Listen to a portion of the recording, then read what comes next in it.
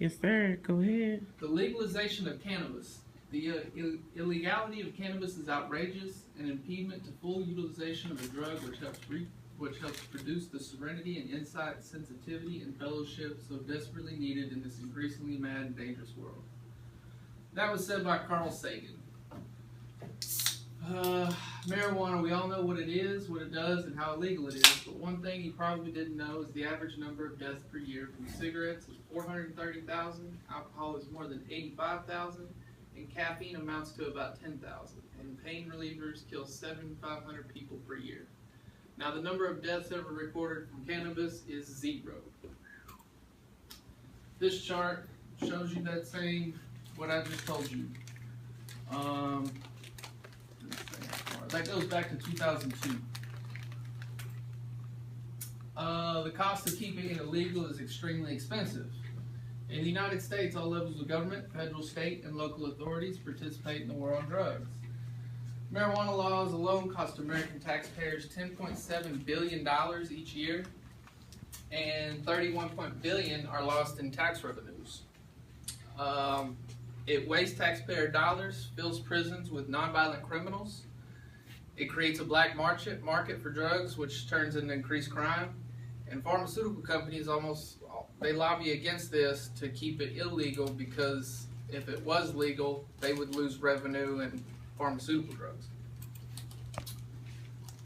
This is a cannabis-related arrest from 1990 to 2000.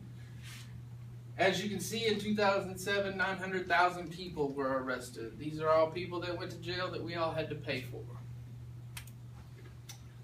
A majority of the country already supports legalization. Support for legalization over the past 25 years has steadily increased.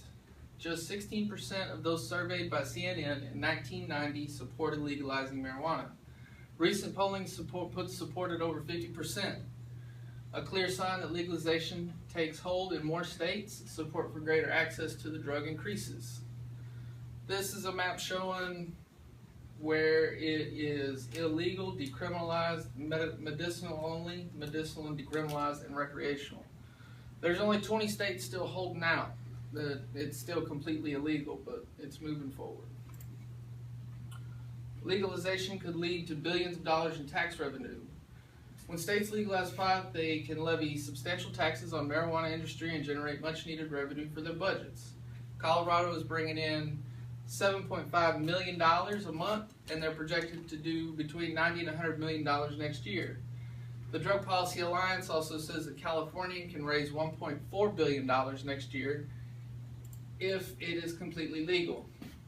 This is another chart showing the recreational, medicinal, in sales.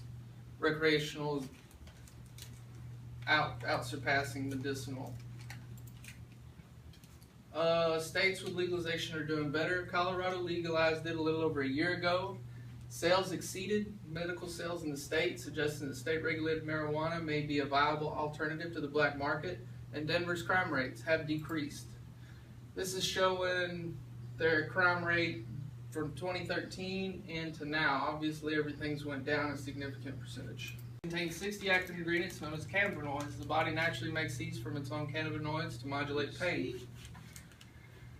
Primary psychoactive cannabinoid is THC. This targets the CB1 receptor, receptor primarily found in the brain, but also the nervous system, the liver, the kidney, and the lungs.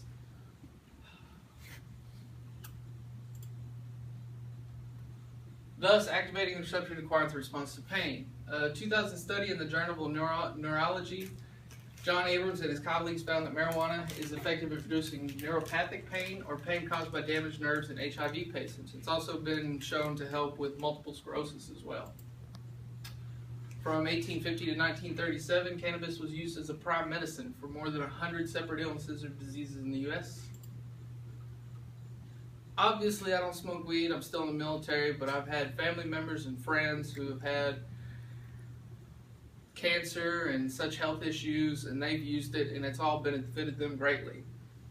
These are very clear points that prove legalizing marijuana would only help the United States of America. I say that with complete confidence because of medical capabilities, economic relief, crime reduction, and the fact that it's legal in some form or fashion in almost half the United States of America. All these points are related to each other and directly impact the United States.